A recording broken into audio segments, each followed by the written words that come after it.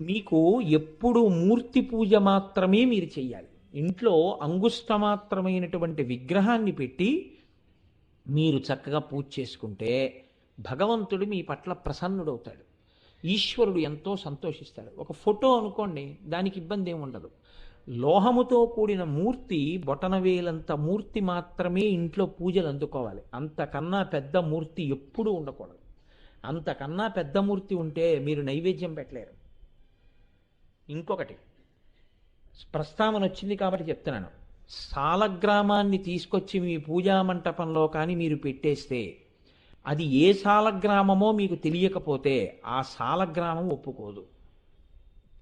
ఒక ఆయన చాలా ఇబ్బందుల్లో పడి చంద్రశేఖరేంద్ర భారతీ స్వామి వారి దగ్గరికి వెళ్ళాడు.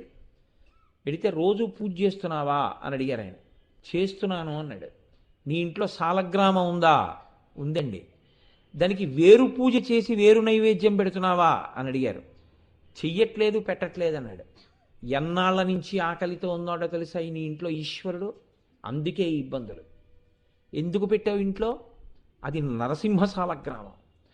నరసింహశాల గ్రామం ఇంట్లో ఉంటే దానికి మళ్ళీ వేరే పూజ ఉండాలి, వేరే నైవేద్యం ఉండాలి. ఎందుకు తెచ్చిపెట్టావు ఇంట్లో? ఎందుకు మానేశావు పూజ? వేరు పూజ వెళ్ళి చెయ్యనన్నా చెయ్యి, లేకపోతే వేరు పద్ధతి అన్నా చూడు తప్ప ఇంట్లో అంత సాలగ్రామాన్ని ఎందుకు పెట్టి కూర్చున్నావు, నరసింహ సాలగ్రామాన్ని? అలాగే ఇవాళ ప్రపంచంలో ఆశ్చర్యకరమైన లక్షణం ఏమిటంటే, నేను ఈ మాట చెప్పినందుకు ఎంత మాత్రం బెంగ పెట్టుకోవట్లేదు. ఎందుకంటే నేను నా సొంత మాట ఇందులో ఒక్కటి చెప్పట్లేదు.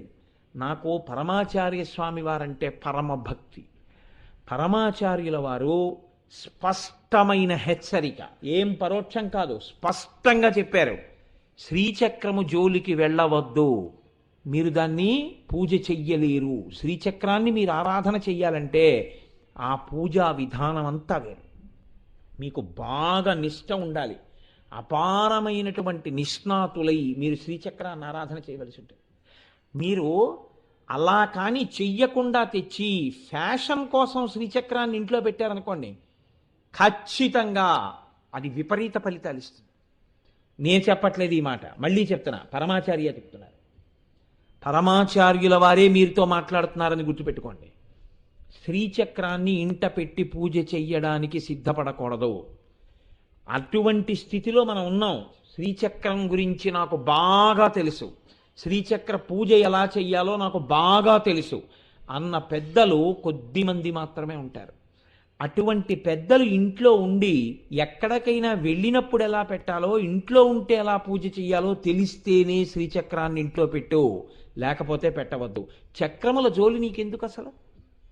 అయితే ఇవాళ సమాజంలో ఆశ్చర్యకరమైన లక్షణం ఏంటంటే, ప్రతి దానికి ఓ చక్రం ఇచ్చేస్తున్నారు, పూజలో పెట్టుకోండి. అసలు చక్రమును గృహస్థు ఆరాధన చేయడానికి చాలా దూరంగా ఉండాలి. ఎప్పుడూ అంగుష్టమాత్ర విగ్రహానికి పూజ చేయడమే చాలా సులభమైన, చాలా శ్రేయస్కరమైన పద్ధతి. కుంకుమార్చన అమ్మవారికి చెయ్యడం అంత తేలిక, అంత రక్షణతో కూడి, అంత శ్రేయోదాయకమై, అంత భద్రతతో కూడి, అంత శుభప్రదమైనటువంటి పూజ ఇంకొకటి లేదు. నీకెందుకంత అల్లరి? ఇంత కుంకం తీసి అమ్మవారికి చాలు, హాయిగా నామాలు చెప్పు చాలు, చక్కగా కాస్త పదార్థం నైవేద్యం పెట్టు చాలు. ఇప్పుడు రేపు మనం కుంకుమార్చన చేస్తాం, అట్లాంటి పూజ చేయండి, ఏమీ ఇబ్బంది ఉండదు. ఎందుకు అనవసరంగా మీ సాధ్యము కాని విషయాలకి మీరు వెళ్ళడం ఎందుకు? ఇది మనం చెయ్యగలిగినది కాదు, ఇది మన శక్తికి మించిపోయినది. అందులోకి వెడితే పక్కన అంత సమర్థుడైన గురువు సంవత్సరాల తరబడి పక్కన కూర్చుని మనకి సలహా ఇచ్చి నిలబెట్టగలిగిన వాడు ఉన్నాడా? ఆయన కూడా అంతటి సమర్థుడా? కాబట్టి అమ్మవారి యొక్క అర్చన యందు చాలా తేలిక మార్గం ఏది అంటే భక్తితో హాయిగా అమ్మ అండం, లలితా సహస్రం చదువుకోవడం, చక్కగా కుంకుమార్చన చేయడం, నైవేద్యం పెట్టడం, పువ్వులతో పూజ చేయడం, అమ్మవారికి చక్కగా నైవేద్యం పెట్టుకోవడం, ప్రసాదం తినడం, అమ్మవారికి ఆభరణాలు అక్కడ పెట్టడం, 4 గాజులు పెట్టడం, ఓ నల్లపూసలు గొలుసు పెట్టడం, ఓ కర్పూర తాంబూలం పెట్టడం, మురిసిపోతుంది ఆవిడ.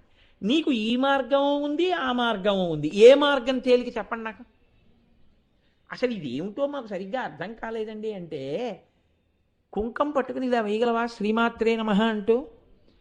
హాయిగా పరమప్రసన్నంగా నీకు కావలసినవన్నీ అమ్మవారు అనుగ్రహిస్తుంది. ఆవిడ ఇందులోనే నేను దొరుకుతానని చెప్పలేదు, ఇందులోనూ నేను నిన్ను అనుగ్రహిస్తానని చెప్తోంది. అందుకే నామపారాయణ ప్రీత.